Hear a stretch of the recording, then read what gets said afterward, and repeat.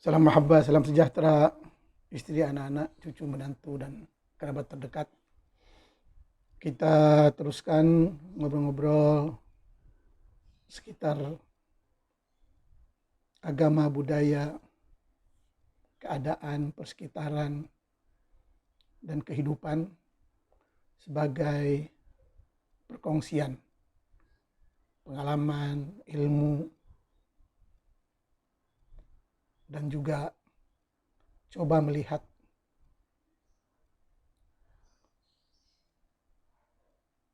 melalui apa yang terjadi di sekitar kita, dari berita-berita, dari apa juga yang terjadi sekarang di seluruh dunia. Di negara sendiri, di belahan dunia lain yang terus dipaparkan melalui media-media yang berbagai, baik yang resmi ataupun tidak resmi.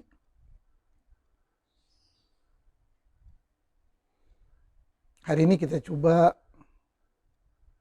mengupas tentang kebaikan dan keburukan bentuk penjajahan. Kalau bisa ditakrifkan sebagai penjajahan. Kita lihat pada hari ini,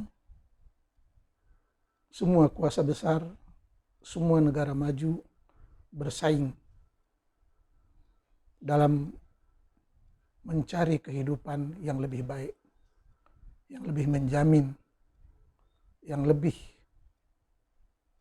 membahagiakan, memberikan kenyamanan, keamanan. Sampai-sampai negara-negara maju seperti Amerika, China, Rusia, dan lain-lain terus coba keluar dari planet bumi yang semakin crowded, semakin sibuk, semakin repot, semakin macet di sana-sini. Mereka coba mencari planet-planet lain di angkasa lepas sana yang jauh lebih luas, lebih luas, lebih luas. Seperti yang ditayangkan oleh teleskop James Webb. Teleskop James Webb. Nyata dunia ini kalau mengikut pandangan sains dan teknologi, alam semesta ini terus berkembang, berkembang, berkembang.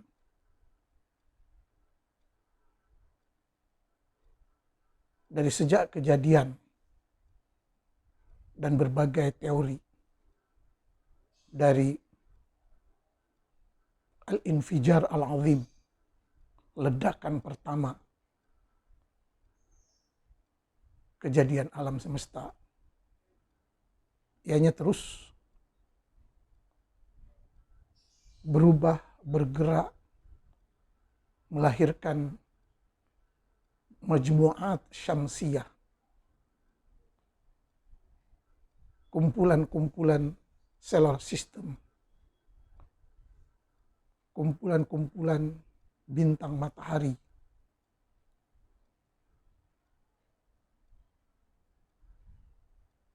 yang beribu-ribu, bahkan bermiliar-miliar, sehingga tidak dapat dibilang, dijumlah, diperkirakan oleh perkiraan matematik ataupun perhitungan biasa. Dan untuk terus mengenal, mengetahui alam semesta dengan berbagai rahasianya, memerlukan kajian, percobaan, peningkatan sains, ilmu teknologi yang berterusan.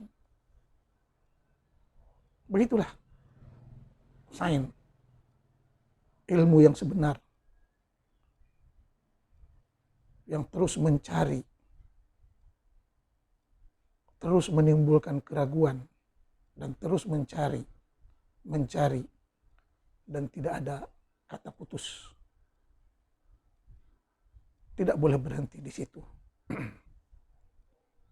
Oleh itu ada pepatah lama mengatakan bahwa dunia maju dengan keraguan, bukan dengan keyakinan dan kepastian. Oleh sebab itu sifat ilmu itu terus mencari, menggali, mencoba, menguji. Kalau salah, betulkan lagi, salah, betulkan lagi, salah, betulkan lagi. Berbeda dengan keyakinan agama yang muncul dari mitos, dari cerita, dari khurafat, dan hanya mengandalkan kepada kepercayaan tanpa bukti. Sedangkan ilmu, sains, perlu pembuktian. Oleh sebab itu, kita nampak hari ini kemajuan-kemajuan yang berlaku dalam berbagai bidang kehidupan, sains, teknologi, pertanian, peternakan, industri, peralatan, dan lain-lain, terus berubah, mencari yang terbaik, alat yang terbaik, teknologi yang terbaik. Dan seharusnya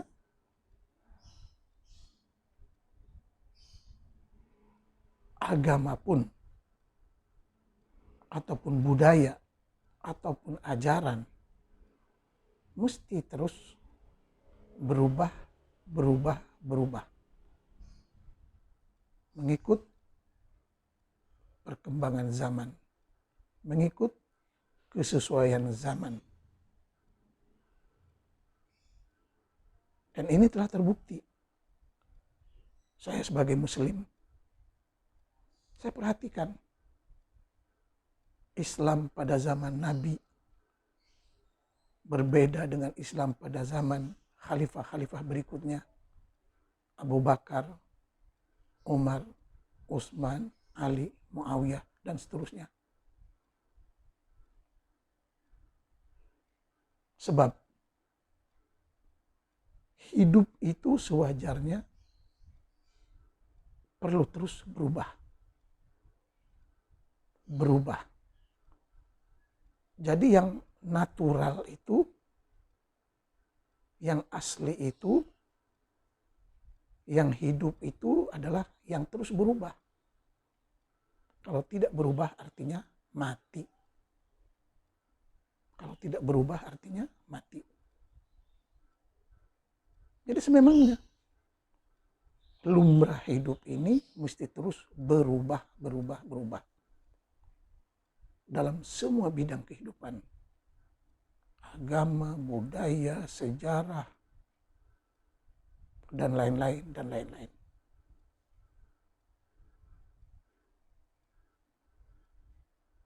Ini yang kita perhatikan dari bangsa-bangsa yang besar. Cina, Eropa, Jepang, Israel. Mereka mempunyai sejarah leluhur masing-masing yang dijadikan pegangan jati diri dan dijadikan faktor untuk terus semangat berjuang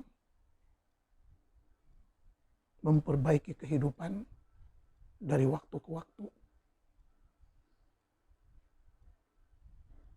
Contoh, seharusnya kita di Indonesia, bangsa Nusantara, yang semua tahu peradaban kegemilangan Nusantara dari bentuk-bentuk candi yang ada. Sebagai contoh kecil, Candi Borobudur, Candi Prambanan. Candi-candi ini menunjukkan betapa tingginya peradaban bangsa Nusantara. Bangunan yang begitu megah, tata sistem arsitek, teknologi yang digunakan pada waktu itu. Belum lagi dengan budaya, akhlak, etikanya. Seharusnya kita bertolak dari situ. Dari spirit itu. NKRI seharusnya bersetuju untuk menjadikan jati diri leluhur kita itu dari mereka-mereka yang telah membangun candi-candi yang begitu hebat. Walaupun di dalamnya ada berbagai cerita, dongeng, mitos yang aneh-aneh. Dan ternyata pada abad keempat Masehi,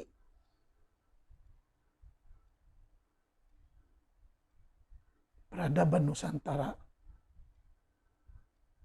telah diakui dunia.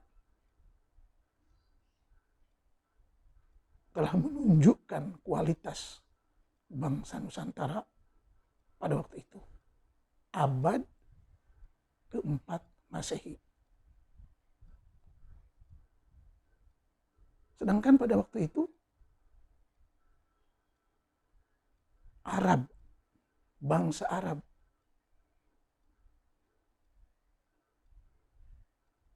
belum diketahui.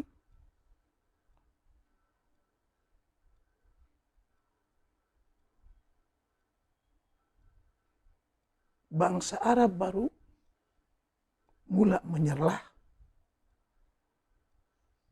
ketika lahirnya Islam pada abad ke-7 Masehi. Perbedaan hampir 3 abad antara peradaban Nusantara dengan munculnya dakwah Islam Nabi Muhammad pada abad ke-7. Dan baru dibentuk peradaban Islam pada era Abbasiyah. Setelah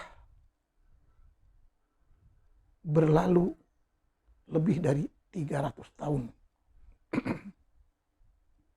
dari wafatnya Baginda. Jadi kurang lebih peradaban Arab pada era Abbasi itu baru sekitar abad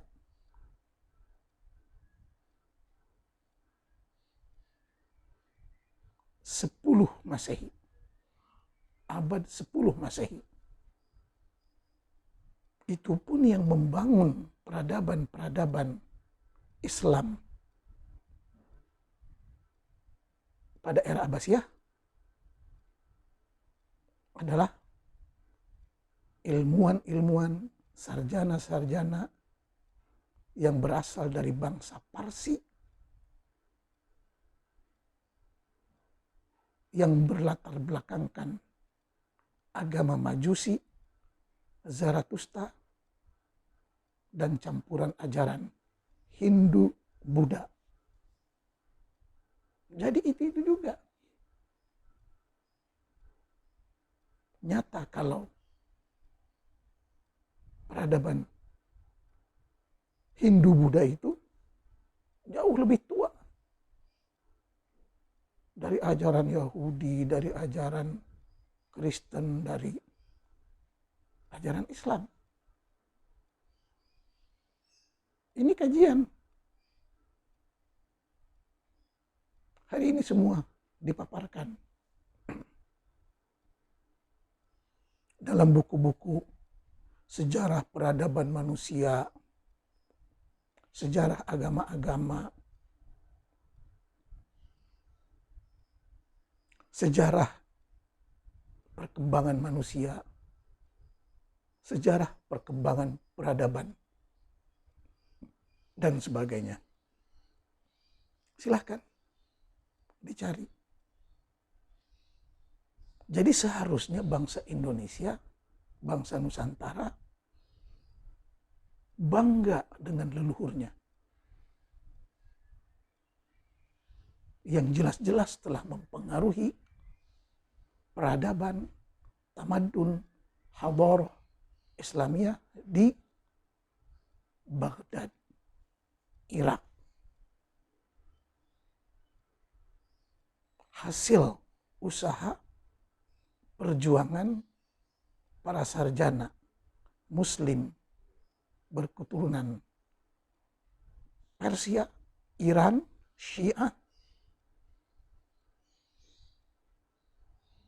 yang dahulunya mereka beragama Majusi, Zarathustra, Batiniyah, Ismailiyah, Ghunusiyah, yang bercampur dengan agama Hindu, Buddha.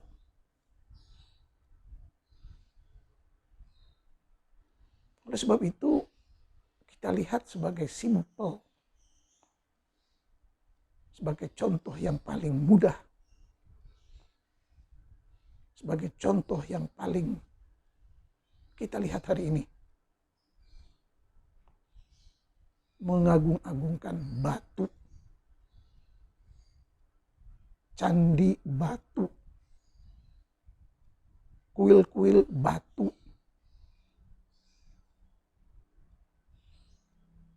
dinding ratapan Yahudi batu, Ka'bah batu, Hajar Aswad batu. Sedangkan kita manusia yang berakal.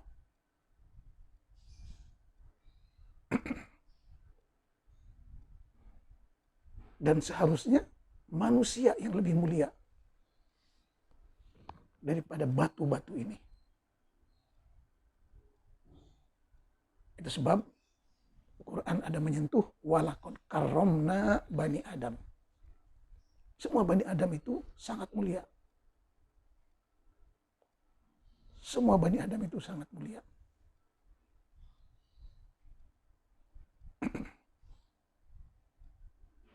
Bahkan ada pepatah Arab lama mengatakan bahwa menghancurkan Ka'bah itu lebih ringan dosanya dari membunuh manusia. Jadi nyawa manusia ini yang lebih bernilai, berharga.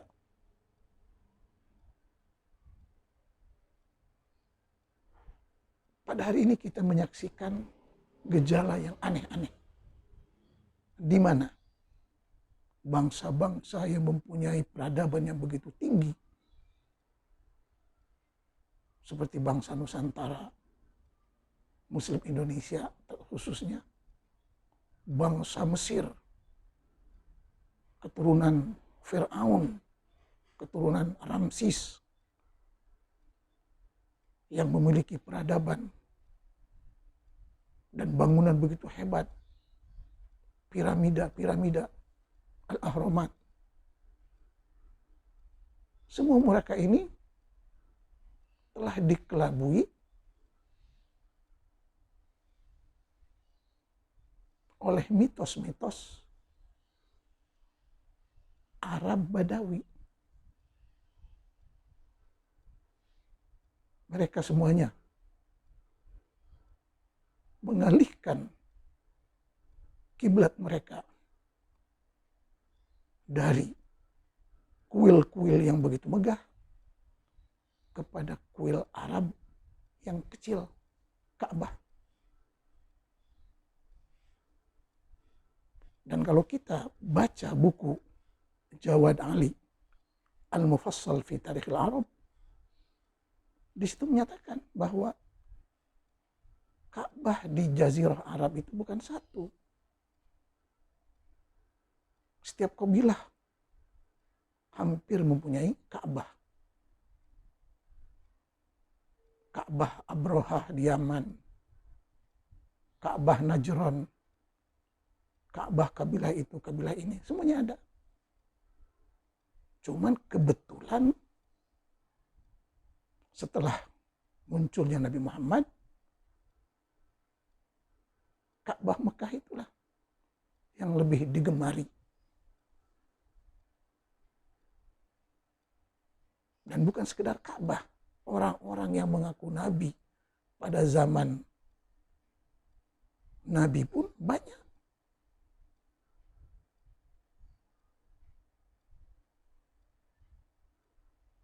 Hanya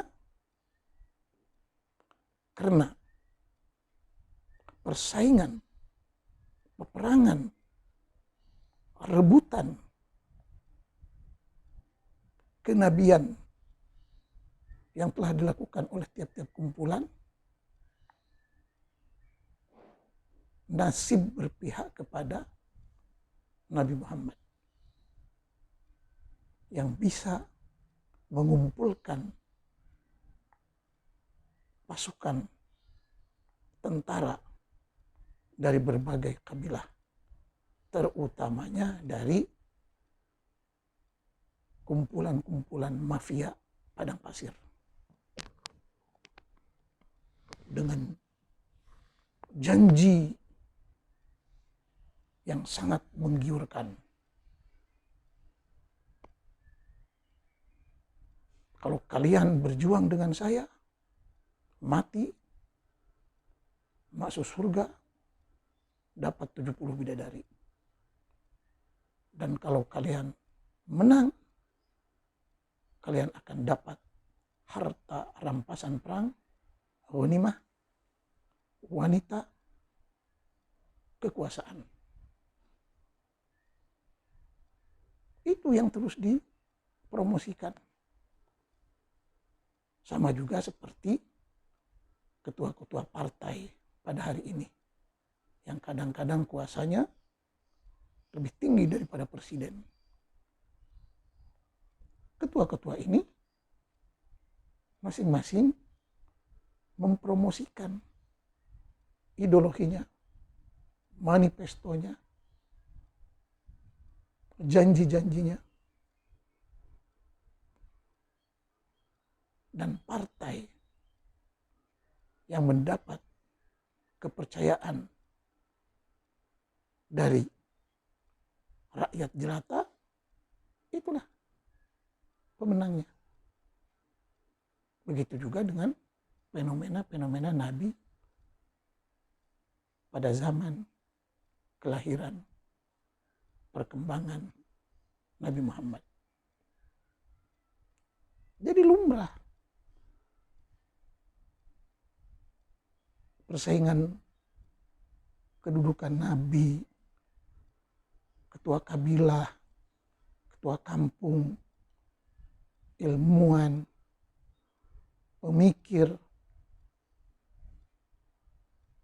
sesuai dengan sebanyak mana dia pandai mempromosikan dan mendapat suara pemilih terbanyak.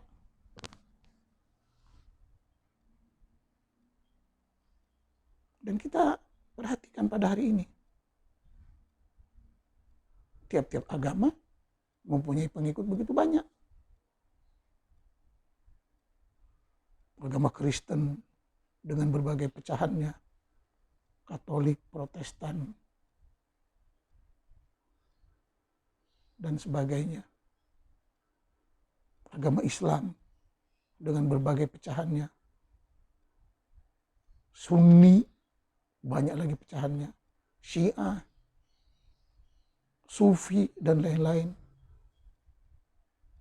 Bahkan dalam hadis disebut akan berpecah umat Islam kepada 73 golongan. hanya satu yang masuk surga, yang lain masuk neraka. Ada hadisnya. Begitu juga dengan agama-agama lain. Bisa kita lihat di Google.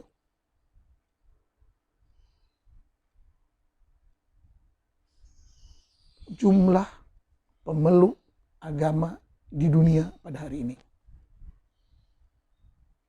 Semuanya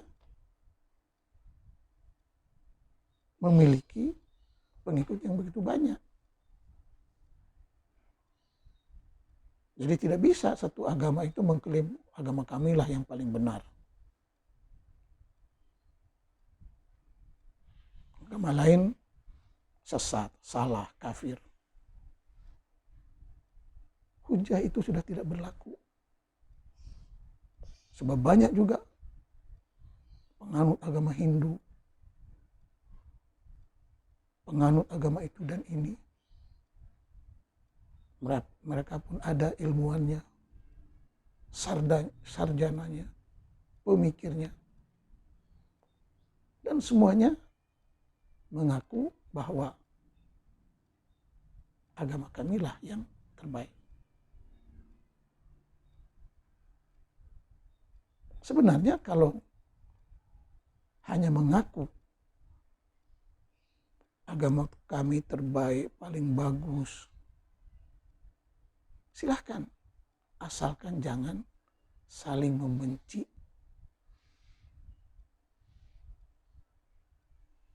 saling membunuh sesama manusia. Sebab yang pentingnya itu nyawa manusia. Jangan gara-gara berlainan agama, berlainan pandangan, berlainan budaya, berlainan keyakinan, malah kita saling membunuh.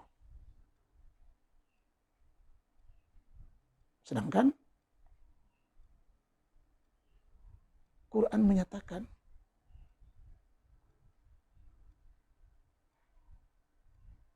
inna khalaqnakum min dzakarin wa untha wa ja'alnakum syu'uban wa qabaila lita'arafu.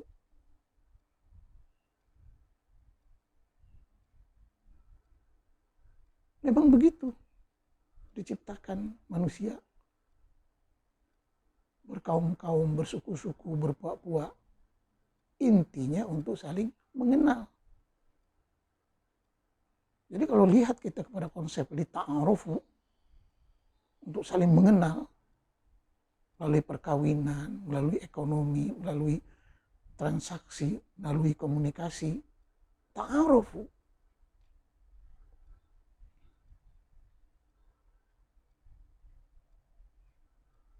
Malahan suatu tindakan yang amat ganjil kalau manusia atau kelompok mana-mana pun tidak mau ta'aruf, saling mengenal.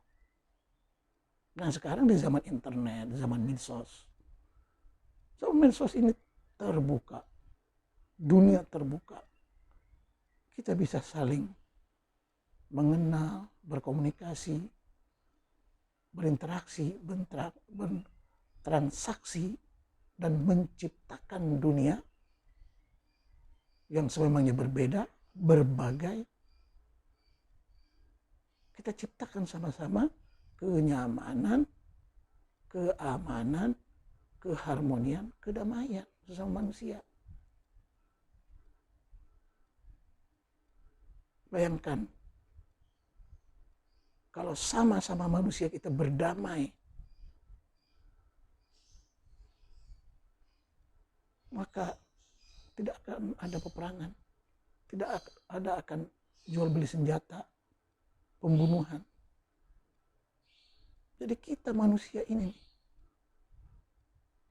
yang mesti sadar, tahu, kenal,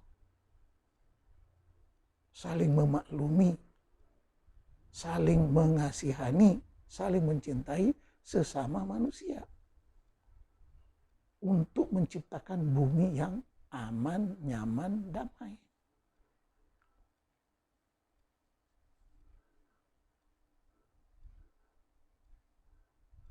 Dan untuk sampai kepada kesadaran ini perlu waktu,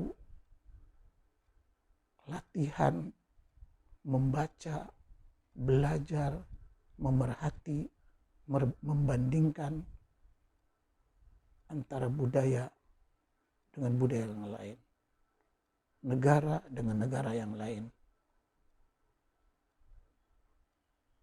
agama dengan agama yang lain, seterusnya.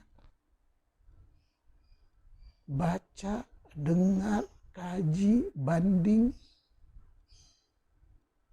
dan gerakkan akal sehat untuk menciptakan kenyamanan, keamanan, kedamaian. Semuanya di tangan manusia. Maka jelas ayat yang mengatakan innallaha la yughayyiru ma biqaumin hatta yughayyiru ma bi anfusihim. Allah tidak akan berubah. Tapi manusia itu sendiri yang mesti membuat perubahan. Oleh sebab itu kita perhatikan negara-negara yang menggunakan, mengaktifkan akal sehatnya, dia mencari solusi penyelesaian untuk menyelesaikan segala masalah, setiap masalah yang dihadapinya.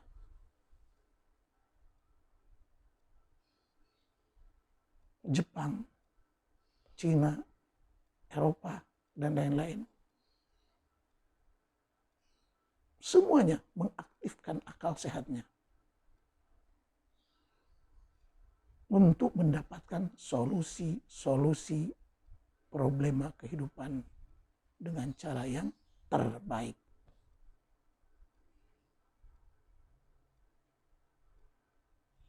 Oleh itu kita nampak pada hari ini penjajahan yang berlaku pada hari ini. Cina menjajah dunia dengan kekuatan ekonomi, bahkan teknologi juga. Jepang, Amerika, Eropa, Israel, semua bangsa-bangsa yang kuat, yang hebat, yang maju, mereka coba menyebarkan pengaruhnya, menyebarkan kekuatannya ke seluruh dunia dengan kekuatan masing-masing. Teknologi, budaya,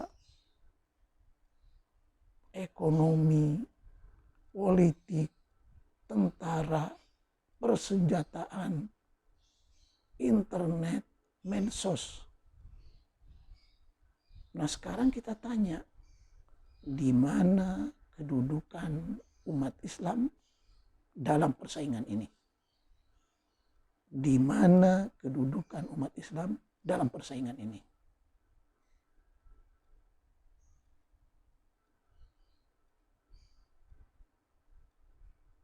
Contoh kecil Indonesia. Dulu pernah dijajah oleh Belanda, diusir, dijajah oleh Jepang, diusir, dibenci, dikutuk, dilaknat. Pada hari ini, bangsa Indonesia, kalau mau kabur, kalau mau cari rezeki, kalau mau cari ilmu, bersusah payah ingin kabur ke Jepang, Belanda, Eropa, ke negara-negara kafir, ke negara-negara penjajah.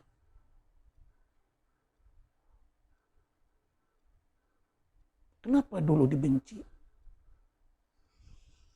Sekarang malah mati-matian dicintai.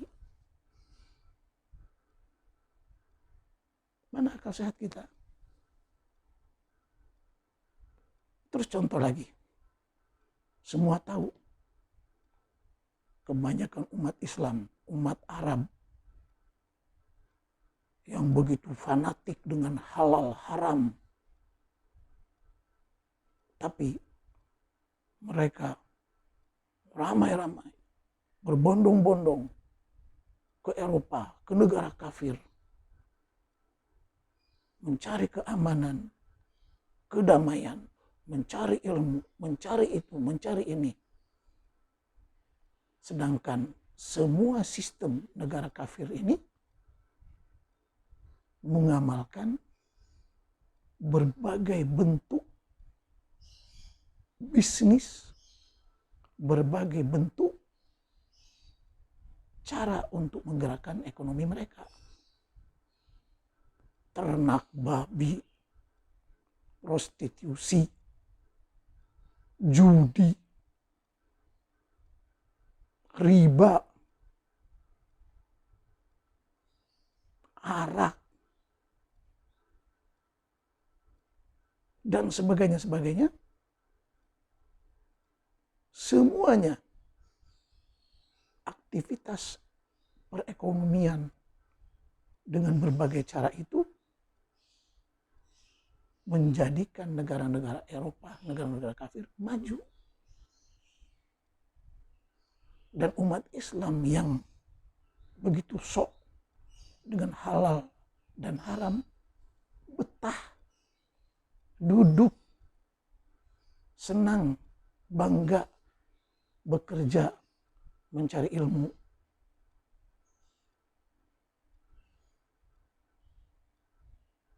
Mencari kenikmatan di negara-negara tersebut. Kenapa umat Islam ini tidak berpikir? Coba dipakai sistem yang sama di Indonesia, di Pakistan, di Nigeria, sistem yang sama pakai. Ada ternak babi dengan jelas peraturannya, ada ternak binatang itu binatang ini. Ada pabrik arak, ada tempat prostitusi yang jelas undang-undangnya. Ada judi, ada riba. Kenapa mereka bisa bangga hidup senang di Eropa dengan sistem ekonomi yang betul liberal, tapi balik ke Indonesia malah membunuh, mencekik negara sendiri. Itu haram, ini haram. Ini tidak boleh. Sedangkan rakyat ratusan juta perlu makan, sumber terbatas. Dan akhir-akhirnya tetap saja orang Indonesia pun yang kaya kalau judi ke luar negeri. Kalau hiburan yang bebas ke luar negeri, akhirnya bocor.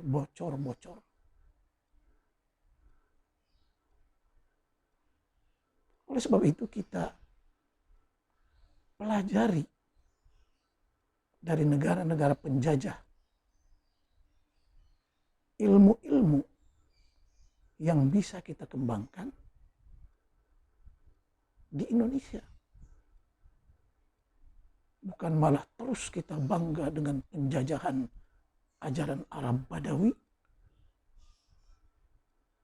yang penuh dengan khurafat, yang terus membawa umat mundur 1500 tahun ke belakang. Ke zaman Nabi naik onta, naik keledai, zaman tidak ada air, tayamum, cebok pakai 3 batu. Ini yang mesti kita bongkar dan buat perbedaan. Mana penjajah yang membawa kebaikan dan mana penjajah yang membawa kebodohan. Semuanya menyaksikan dunia maju dengan kecanggihan sains dan teknologi, bukan dengan doa. Contoh kecil Palestina. ratusan juta umat berdoa. Doa tidak menyelamatkan, tidak bisa menyelamatkan rakyat Palestina, Gaza terutamanya, yang terus dilibas. Begitu juga rakyat muslim yang lainnya, Rohingya, Lubnan, Sudan, Boko Haram, Yaman. Ini semuanya mangsa penjajahan ajaran Arab yang penuh dengan khurafat dan menolak sains dan teknologi yang terus maju, berkembang. Bahkan dunia telah dikontrol oleh jaringan internet dan medsos yang begitu hebat. Sehingga siapa saja bisa dikesan, bisa dilacak. Pada masa umat Islam berperang dengan doa, dengan senjata doa, orang lain dengan kecanggihan teknologi mengarahkan peluru-peluru dengan kawalan teknologi yang canggih dan tepat sasaran. Maka Quran pun ada mengingatkan, la yastawil ladzina ya'lamun wal ladzina la ya'lamun. Orang yang berilmu tinggi tidak sama dengan orang yang tidak berilmu. Yarfa'illahu alladhina amanu minkum walladhina utul ilma darajat. Orang yang berilmu itu bukan ilmu agama aja, semua ilmu.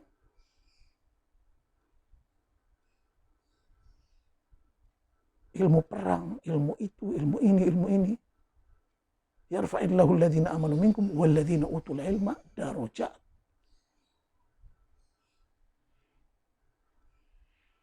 Orang ilmunya yang tinggi juga lah kedudukannya. Nyata hari ini dunia dikendalikan, dikuasai oleh orang, oleh bangsa yang kuat segalanya. Ilmu, teknologi, ketentaraan, dan sebagainya.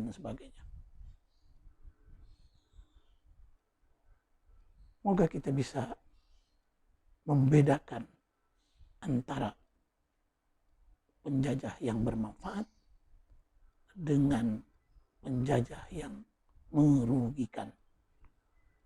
Sekian, mohon maaf. Wassalam.